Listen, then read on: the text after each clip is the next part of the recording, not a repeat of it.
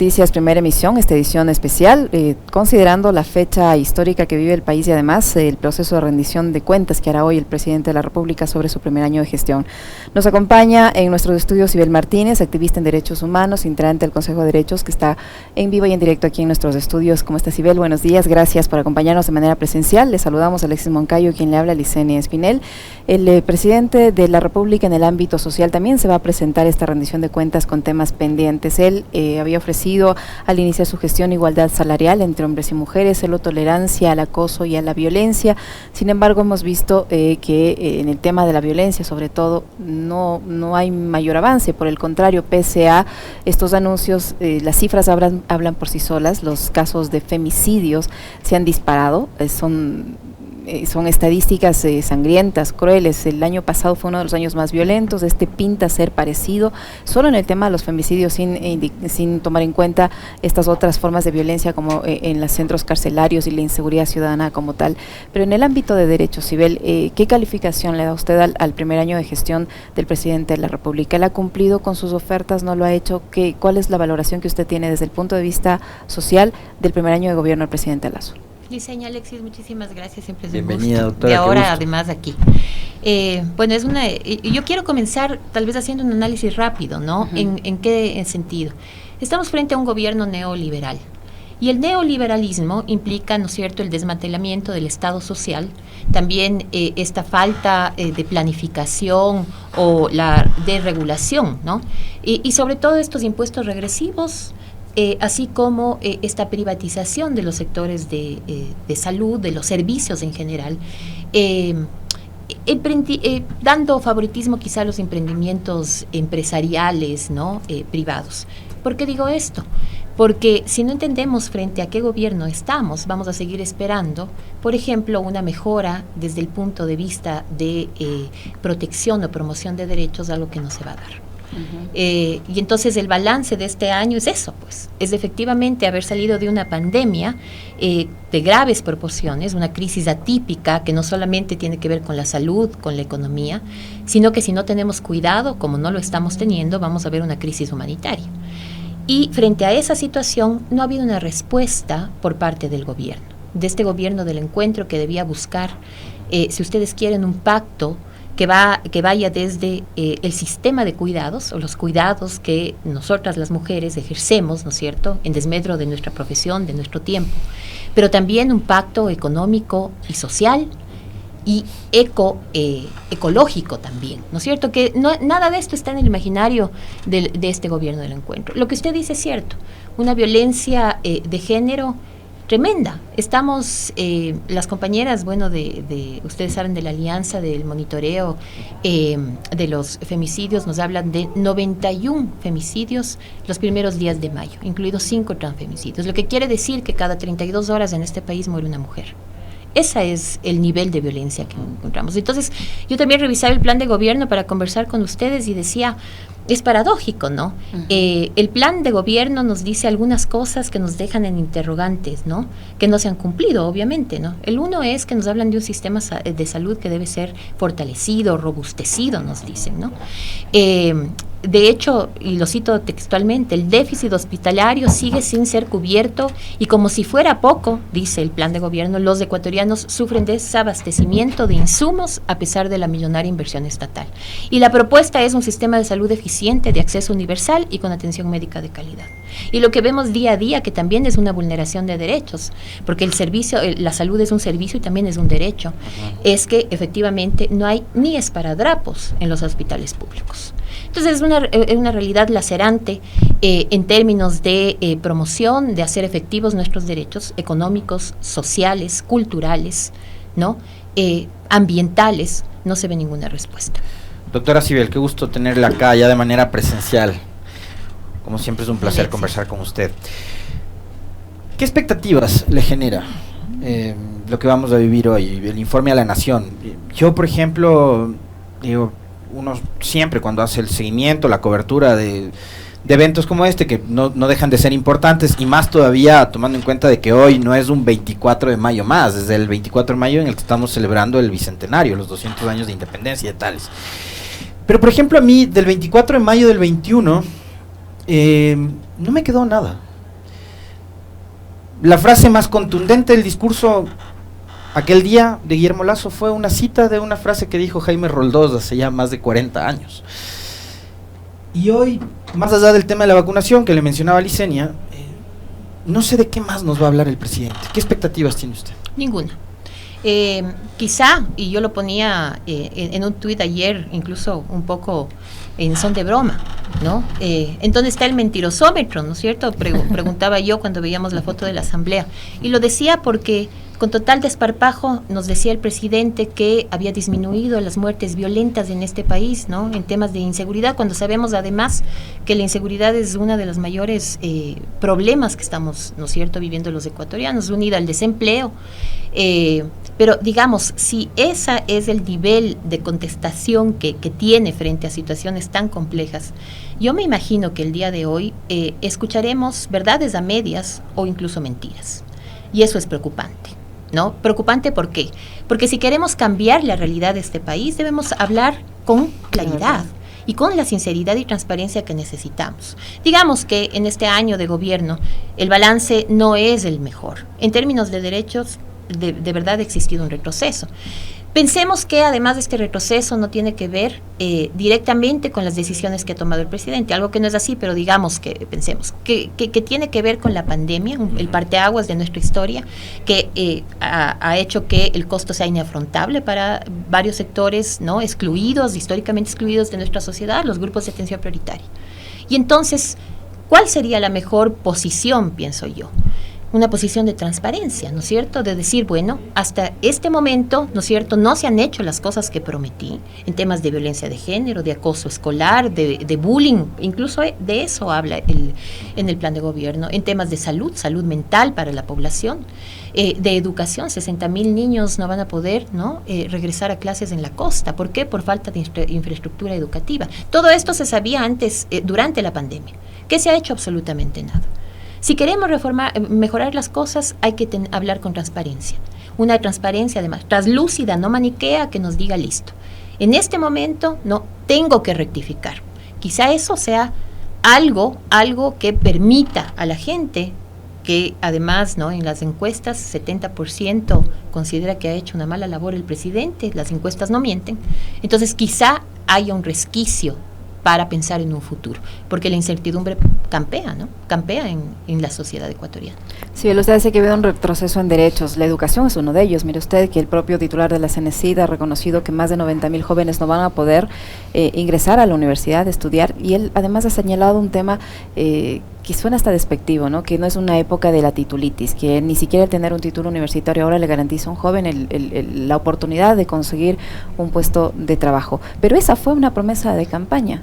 El eliminar la prueba de acceso a la universidad fue una promesa de campaña, no se la eliminó, se creó otra, se la reemplazó y ahora se va a dejar eso en manos de las universidades, de cada una de las universidades, que limita también así el acceso al joven a la universidad. Eso fue una promesa de campaña y eso tampoco se ha cumplido, como no se ha cumplido la atención a niños menores de 5 años, no se conoce, no sé si hay datos de cuántas guarderías públicas se han creado, por el contrario se han cerrado. Se está anunciando que se va a empezar una lucha contra la desnutrición crónico-infantil, y que para ello se va a intentar vender el Banco del Pacífico, por ejemplo, pero son temas que también están pendientes y con los que no se van a poder decir verdades a medias porque están allí. Y lo que usted dice es cierto, ¿no? Por ejemplo, en el tema de la desnutrición infantil, que fue una promesa de campaña, que además, recordemos, ayer recordaba, ¿no?, que se iba a resolver la desnutrición infantil con un vaso de leche. Esa fue la primera, ¿no?, estridencia que escuchamos del gobierno. ¿Por qué? Porque si no pensamos en política pública integral, holística, para hacer la diferencia, efectivamente todo lo que se haga, además de buena voluntad, quedará en eso, en buena voluntad. Porque son problemas estructurales. No podemos hablar de la desnutrición crónica infantil, que además va a aumentar 2 puntos porcentuales, de 28% al 30%, si es que no entendemos que los padres de esos niños tienen que tener recursos, y aquí no hay empleo. Frente a esa situación, por ejemplo, ¿de qué desnutrición podemos hablar, o sea, de prevención de esta desnutrición, cuando el costo de la canasta básica ha aumentado en 2,89%? O quizás yéndonos más allá, doctora Cibel, porque y el otro día hablábamos con Andrés Arauz sobre este mismo tema, y él nos decía o sea, el problema de la desnutrición infantil es tan grave que tiene que ver con el acceso que los ciudadanos y las familias tienen a cosas tan elementales como servicios básicos, agua potable. O sea, usted no le sirve de nada darle el vaso de leche al guagua si el guagua toma agua de una sequía, ¿no? Entonces, y eso genera enfermedades, es un problema enorme. Y ahí tiene que ver con el Estado en su conjunto. Es decir, cuánto el gobierno nacional ha planificado en coordinación desde hace, no ahora, no con Lazo, desde antes, desde hace mucho tiempo atrás. Antes yo me acuerdo había Semplades, y desde Semplades se pensaba en un plan integral nacional para dotar a los 221 cantones y a los 17 millones de ecuatorianos en esa época de acceso a agua potable. En eso se ha trabajado. O sea, ¿cómo vamos a solucionar eso? Exacto. Y revisaba yo el plan, hoy plan de oportunidades lo dice, ¿no? Pero es el plan que conocemos todos como de desarrollo, ¿no? Y frente a este plan veíamos que se destinaba 2.500 algo millones de dólares para el eje social. Cuando Semplades, como usted bien comentaba, en el 2015 hablaba de 35.000, ¿no? 35, o sea, el presupuesto de un año. Exacto. El presupuesto general del Estado de un año. De 35.000 millones, ¿no? ¿Para qué? Para hacer la diferencia, porque lo que usted dice es cierto. O sea, si estos problemas son estructurales, si es que no los miramos desde esa forma, entonces, obviamente, este plan de la desnutrición infantil que tanta bulla ha hecho, que no llega a decantar, ¿no? Nos faltan los bonos a las 85.000 mujeres que se iban a entregar de $70 que ofreció el ministro de Inclusión Social, que hasta el día de hoy no vemos qué está sucediendo. Falta estas políticas públicas con mirada como decíamos, en efecto, integral, servicios públicos. Y entonces cuando las familias con hijos tienen que escoger, porque para comenzar no hay una inseguridad alimentaria tremenda, las familias en general en el país que tienen hambre han cambiado incluso su forma de alimentarse, un cambio de forma de alimentarse, o sea, ya no comen, ¿no? Alguna vez comían, por poner un ejemplo, frijoles con arroz. El frijol ha subido, pues. ¿Cómo van a el aceite ha subido, la harina para el pan, ¿no? Los fideos, son temas que permitían de alguna manera sustentar esa hambre. No existe esto, hay inseguridad alimentaria, y entonces frente a esa situación estas familias piden prestado en un 57%, eso es una encuesta además que hizo UNICEF frente a niños, niñas y adolescentes y sus familias. Y luego comienzan a dejar de hacer lo siguiente, no pagan la renta, servicios básicos, ¿no? Educación. Y entonces tenemos un problema mucho más grave, flagelos sociales gravísimos como trabajo infantil, ¿no? La mendicidad que ha aumentado, por ejemplo en Quito, en un 300%, de los cuales el 60% son mujeres. O sea, la mendicidad en este país tiene rostro femenino. Y eso es importante también hablar porque aquí, digamos, a mí me ha llamado mucho la atención y gracias por la invitación, porque hablar de estos temas son fundamentales, ¿no es cierto? A ratos nos perdemos en lo económico, pero ¿qué pasa con el día a día de las personas? Las personas que tienen hambre, oía al señor Rabascal que decía, ¿no? Hambre, pobreza en este país, es cierto, hay hambre, inseguridad alimentaria, y yo digo, ¿no? En temas de derechos, el desempleo, la precarización laboral, ¿no? La falta de servicios de salud, educativos, de seguridad social, la mala vivienda, el hacinamiento tiene tanta o más trascendencia que el virus mismo del cual todavía no terminamos de salir. ¿Qué se ha hecho frente a esta situación? Políticas públicas sociales, o más bien políticas de supervivencia en donde los derechos poco o nada importan. Yo creo que el gobierno ha tomado esta segunda opción. Estas políticas de supervivencia en donde los derechos poco o nada importan, no están en el imaginario social. Nosotras las mujeres no estamos en su imaginario. Es más, estorbamos, ¿no es cierto? Y lo hemos visto el 8 de marzo cuando nos gasearon, lo vimos cuando... La ley del aborto, por ejemplo. La ley del aborto, exactamente, cuando decidió... O cuando el presidente dice que las mujeres, si una habla, la otra tiene que hablar también, y habla mucho. ¿No? Exactamente. Pero además yo temo, ¿no? que hay una estrategia digamos compleja en términos de cómo se está manejando el gobierno. Con tanto dogma de fe y prejuicio parecería ser que es casi digamos un apostolado, ¿no? Más que lo que tiene que ser en realidad, ¿no? Planificación, un acervo intelectual importante que permita mejorar la situación que vive el país. Hablamos de un estadista, deberíamos hablar de un estadista. ¿Lo es? Yo veo con mucha preocupación que se ha pasado 10 años intentando el presidente ser presidente y a la hora de la hora deja mucho que desear. Lastimosamente es así. Pero hay algo que es más importante todavía. Porque si uno, digamos, aprende en el camino, que no está mal, digamos, y tiene esa posibilidad y buenos asesores, puede hacer la diferencia. El problema es cuando trata de engañar. Porque ahí no hay diferencia. Porque ahí no vamos a poder de verdad ver las cosas con claridad y vamos a temer de todas las decisiones que él tome. En el caso de un político, como en el caso del periodista o la periodista, el valor que tiene la palabra y la credibilidad es el bien más preciado. O sea, el día que usted, político o comunicador social, pierde la credibilidad, se acabó la confianza de la gente. Y hoy el presidente Lasso, con episodios continuos, doctora Cybelle, le ha demostrado a la gente que no le dice la verdad. Usted mencionaba hace un momento el tema de han bajado las muertes violentas y vimos este fin de semana ese video que circuló en redes sociales espantoso del asesinato de un joven que aparentemente no estaba metido en ningún lío, porque enseguida acá vienen con es una guerra entre bandas, o sea, ya se han inventado las típicas muletillas para estos casos, es una guerra entre bandas, los daños colaterales, etcétera, etcétera. Entonces, yo mencionaba hace un momento, en la entrevista anterior y también en el comentario, lo de la venta del avión presidencial, una burla. O sea, que salga un presidente vecino, el señor Duque, que tampoco es una lumbrera, y le haga quedar como un mentiroso al presidente del Ecuador y a su gobierno, porque además mintió Lasso, mintió el ministro de Finanzas, mintió las cuentas oficiales que informan supuestamente sobre lo que hace el gobierno. Mintieron.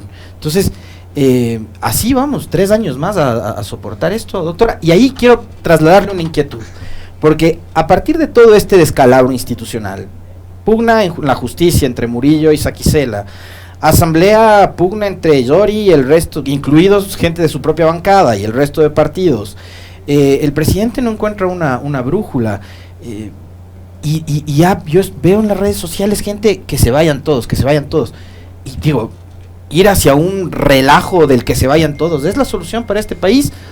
¿O habrá que darle un voto de confianza al presidente y decirle, oiga, enrumbe esto? A ver, bueno, yo ahí quisiera decir que es complejo, ¿no? Y hay que tomar con pinzas ese análisis, porque ¿a quién ponemos? Esa también es la pregunta, ¿no es cierto? Porque además el sistema de partidos políticos, está la Revolución Ciudadana, está Social Cristianos, Pachacuti, Guidé, etcétera. O sea, si vamos a elecciones, van a estar los mismos. ¿Y qué vamos? Después no nos gustan, después de 1 año, 2 años, y otra vez que se vayan todos. Exactamente. Y ahorita, ¿no? En la revocatoria del mandato se entiende que es solamente para el presidente. Para el presidente. Lo que quiere decir que el vicepresidente estaría calentando motores. Y yo pregunto, primero encontremos al vicepresidente, ¿no? Para que caliente motores. Porque durante todo este tiempo, digamos, hemos visto una ausencia de esa dignidad, ¿no? Entonces, primero eso. Pero digamos, en el mejor del escenario, entonces no es el vicepresidente Borrero, el doctor Borrero. ¿Qué nos queda? Yori. Tampoco es una buena opción. Entonces, a ratos más bien pensar también en esa, muerte cruzada, también es otra opción. Pero claro, todo esto nos lleva a pensar como sociedad en general, basados en una incertidumbre. Pues la incertidumbre se da cuando las personas de este país, al que quizá no esté tan atento de estos análisis, ¿no es cierto?, sino que vive el día a día y sabe que no le alcanza o que le sobra mucho mes al final del sueldo, ¿no? Porque es básicamente eso.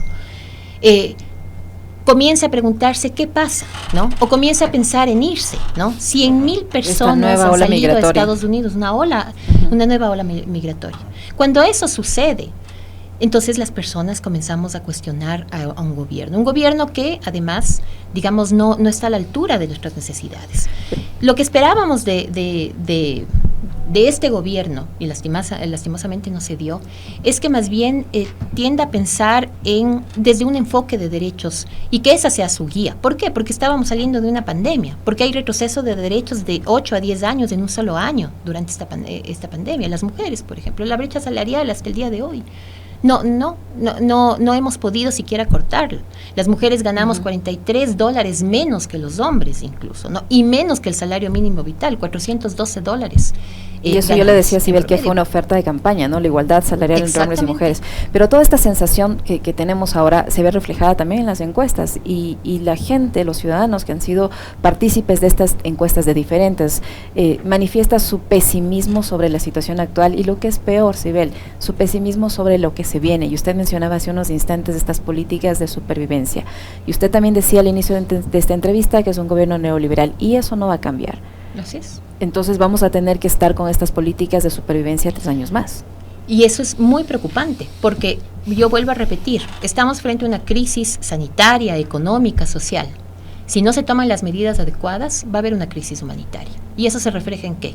En la salida desesperada, ¿no es cierto?, en esta nueva ola migratoria de parte de ciudadanos como nosotros que vemos del día a día que no nos alcanza y que efectivamente tenemos que ver otras formas de subsistir, ¿no? Pero por otro lado también estamos en una situación en donde estamos saliendo de una pandemia y parecería que hay más resignación que rebelión, ¿no? Una abulia social que puede dar dos situaciones o desembocar en 2 situaciones. Una es que va a ser tal la desesperación que mañana saldremos todos a las calles, ¿no es cierto? Y que efectivamente pueda existir incluso, ¿no?, una represión peor que la de octubre del 19. Y eso me lleva a analizar otra cosa. Esa represión de octubre del 2019, ese miedo que todavía se mantiene latente, sumado a la ignorancia a la que nos quieren someter, es el caldo de cultivo para que no exista un estallido. Eso puede darse, ¿no? Y por el otro lado, lo que también vamos a ver, efectivamente, es eso, esa necesidad urgente de todos nosotros de salir de este país, que no ofrece o que no da garantías. Porque no hay políticas públicas, digamos, con enfoque de derechos y que tenga acciones afirmativas. ¿Cómo no es posible hasta el día de hoy, por ejemplo, que se piense en emprendimientos, ¿no? Y oigo ahí esta estridencia del presidente cuando decía, claro, vamos a dar, ¿cómo se llama?, préstamos para que pongan un charol con caramelos. Yo creo que esa es una visión muy pequeñita, ¿no? O la Lorenza que con $1 puede comprarse una casa y un bote. Entonces, lo que primero creería yo que hay que pedir al presidente es que salga de la burbuja en donde vive, sí, y que vea la realidad social, ¿no? Que el día a día las personas tienen hambre en este país, que hay violencia, una violencia estructural, que los niños son abusados sexualmente en los colegios y eso no ha mejorado, que existe violencia. Recientemente vimos el viernes cómo disparaban a un adolescente de 15 años por robarle un celular. Y estuvo hasta el sábado siguiente, ¿no?, en el Hospital del Sur sin poder darle atención ninguna porque no tenían insumos.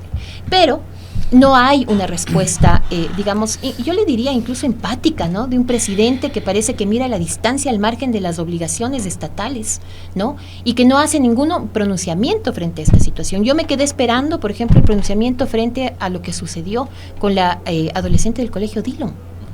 A cualquiera nos remueve el alma y entonces veo un presidente también distante. Debe bajar de esa burbuja en donde vive y debe entender que Lorenza vive con un dólar, pero que no puede ahorrar y no va a tener esa vivienda que él tanto comenta, ¿no? Ahora, el problema es que con Lazo deben salir muchos más de la burbuja, doctora. Yo hace un rato me reía porque cuando citaba lo de octubre, la doctora Sibel Martínez, digamos, tenemos una ciudad, Quito, yo amo Quito, aquí está mi vida, ¿no? Esta ciudad es maravillosa, pero aquí en esta ciudad tenemos gente que está más preocupada por cuidar las paredes y los monumentos que por preservar y cuidar los derechos de la gente. Entonces, si tuvimos un asambleísta que hablaba de los derechos humanos de la Contraloría del edificio, digamos, la esperanza que queda es poca, porque no es solo Lazo, o sea, es buena parte de esa sociedad, ese 30% que todavía cree que este gobierno está haciendo bien las cosas y que no es capaz de reaccionar, ¿no? O sea, de salir de esa burbuja y de darse cuenta de que hay un país que está más allá de la oficina, de las 4 paredes de nuestra oficina o de la urbanización privada con seguridad en la que vivimos, pues. Yo creo que es cierto lo que usted dice, pero también debemos darnos un voto, ¿no?, de confianza a los ecuatorianos. Tenemos una constitución garantista de derechos, ¿no?, y de justicia social. Y creo que eso ha calado fuerte en nosotros. Hoy hablamos de derechos. Antes, esta conversación que teníamos, quizá no lo hubiéramos tenido en el balance del primer año de gobierno de cualquier gobernante. Y entonces es importante porque a esa sociedad que está muy clara respecto a su dignidad, no hay cómo engañarle. Y quizá eso es, ¿no?, algo meritorio en nosotros. Por eso digo yo que seguramente lo que va a quedar en si las cosas siguen así, es un tema de rebelión. Por más abulia social que tengamos, ¿no es cierto?, llega un límite en la sociedad. La gente se va a hartar. Por supuesto. Y entonces, por más que además nos hayan implantado también miedo, ¿no? Vemos cómo también el miedo se está manejando a través de declarar en estado de excepción a varias ciudades que además no tienen, ¿no? Esmeraldas, por ejemplo, los comerciantes están trabajando con miedo, 6, 7 de la noche cierran, ¿no es cierto? Tenemos una crisis de inseguridad, una crisis carcelaria, una crisis de salud, sumado al desempleo. Entonces hay demasiados flancos expuestos, ¿no? Este fin de semana compartí con un montón de gente de Guayaquil, ¿no? Yeah. Y me decían, ahora cuando salgo a comer en un restaurante, yo no llevo el celular, dejo el celular en mi casa. O sea, si te matan por a ese nivel hemos llegado. O sea, yo no salgo. Es verdad. Si yo puedo evitar, no salgo. ¿Y sabe qué otra cosa y por qué no salgo? Porque los derechos, los activistas en derechos humanos también estamos siendo, de alguna manera, ¿no?, utilizados para justificar estas crisis. Y no puedo dejar de referirme al movimiento guevarista, ¿sí? Ahora resulta que nos encontramos que ha habido guerrillas en este país, no sabíamos. Y creo que es importante también, yo no sabía, no sé si ustedes tenían ese conocimiento, yo no he sabido, recién ahora, ¿no?, a través de que se coge preso al movimiento guevarista, a las personas de este movimiento, con las que yo sí conozco, he trabajado y tienen una visión de izquierda, pero en ningún momento en ese sentido.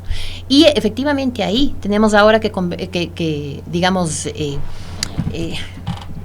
creer en una policía a la que se le roban 150 armas, ¿no es cierto?, que no es capaz de aprender o apresar a un delincuente en un ministerio que al otro día aparece muerto, ¿no?, que tiene sicarios y contrata sicarios como para que se le maten a una niña, a una bebé por no pagar alimentos, y me refiero a un miembro de la policía. En esas personas tenemos que creer que hay guerrilla. Entonces, el miedo también está en estos defensores de derechos, me incluyo, ¿no?, que estuve detrás de un informe de la verdad que no gustó, ¿no?, y que hoy por hoy alzamos la voz. Y entonces ahora también implica eso, ¿no?, el miedo, por eso digo, están implantándose el miedo a hablar duro y a decir que hay cosas que no están bien y que se deben rectificar. Así es. Muchísimas gracias, Sibel, por habernos acompañado en esta emisión especial de Punto Noticias. Nosotros nos despedimos, ya vienen las Guarmis del Barrio, pero volvemos, Alexis, a las 11 horas para comenzar a darles detalles de los pormenores del informe de la Nación que rendirá el presidente Guillermo Lasso. Así es que les esperamos. Muy amables. Un abrazo, ya nos vemos. Chao. Gracias, doctora Sibel.